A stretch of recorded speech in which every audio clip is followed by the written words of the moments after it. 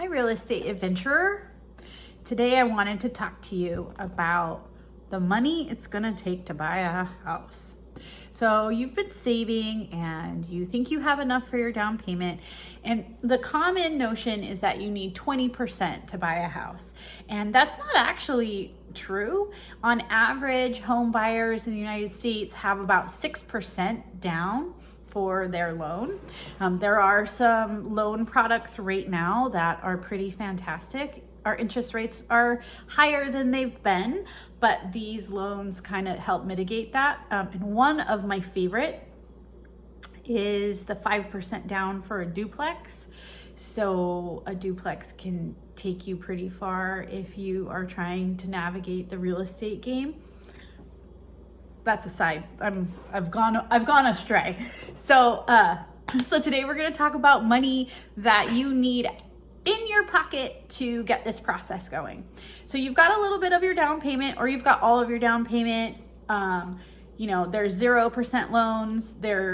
Like I said, you can get a down payment of 6% and you're ready. So we are looking for a house and we found the place. It's awesome. It looks solid and you're ready to write an offer. We write the offer, and one of the pieces that you're going to need to write this offer, for your realtor to write the offer and for you to move forward, is to understand your earnest money. And so your earnest money is the amount of money that you're going to put down. It's like your ante if you were playing poker. Like, this is how much I'm going to put down because I'm serious about buying this house. And that is due typically within 3 business days of your offer getting accepted. And that's going to go to escrow, which is a neutral third party that just makes sure all the sides are doing what they need to do. So you're going to deposit your money there. Part of my white glove service is that I'll pick it up from you and deposit it there for you so you don't have to worry about it. But you're gonna have to have that. It depends on how competitive the home is, and it also depends on the price point of the home for how much I recommend you to put down. I think starting $3,000 is usually a pretty good amount, and the more that you can put down, it kind of shows how serious you are. So first thing out of pocket that you're going to have is your earnest money within the 3 business days of an accepted offer. And then we're going to need to schedule your home inspection, and there are add-ons to the home inspection that I highly recommend, like a sewer scope, a radon test, mold test, depending on the house and where it is. And so that is going to be about $600 or so, maybe a little more, depending on which company you use. And it's some of the best money you're going to spend in this process, because it is really going to help you learn about the home and any potential crazy red flags. So that is going to be some money that you need to pay up front. And then if there's any follow-up inspections that you're going to need, you might need to also pay those people to come out for their time, say an electrician or a roofer. Sometimes paying them some money helps them get out there sooner, so I recommend that. And let's see, so you have your earnest money, you have your inspection money, and once we kind of finish that process, once we finish that timeline of the inspection, you're good to go until your appraisal, and that's if you're getting a loan.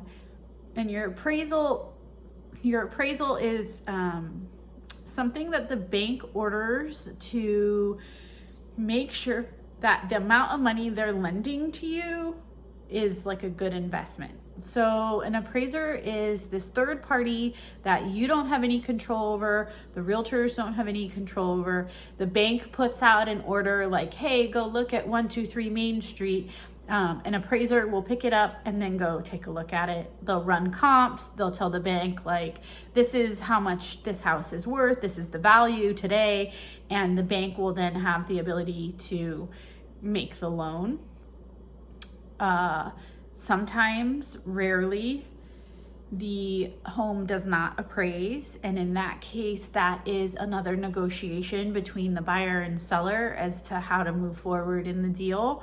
Sometimes the seller needs to come down in price. Sometimes the buyer needs to add money towards the deal. So it is not awesome, and not a regular occurrence if all the agents involved are familiar with the market and the current conditions.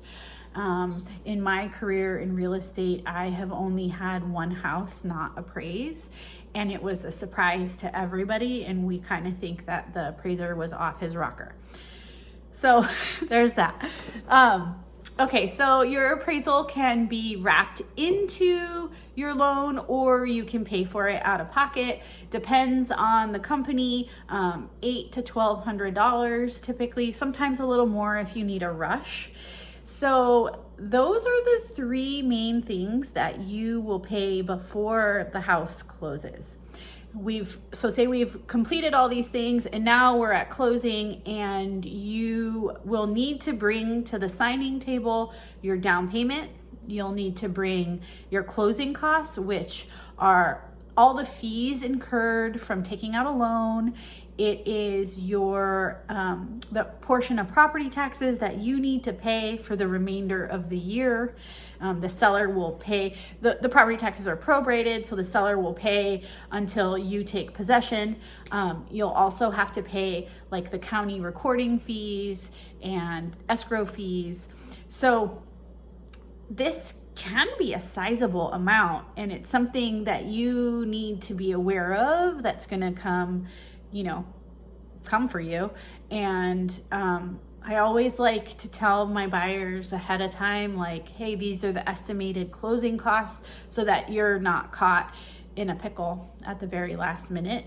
Right now we're kind of in a market where you can ask the seller for some concessions towards your closing costs if it's a highly competitive property, which if they're priced right and they're cute, it is still a very highly competitive market here. I don't always ask for those, unless you really, really need them. And there's some manipulating that we can do with like the price and closing costs and stuff like that. But it's nice to just know ahead of time, like what you're gonna have to pay.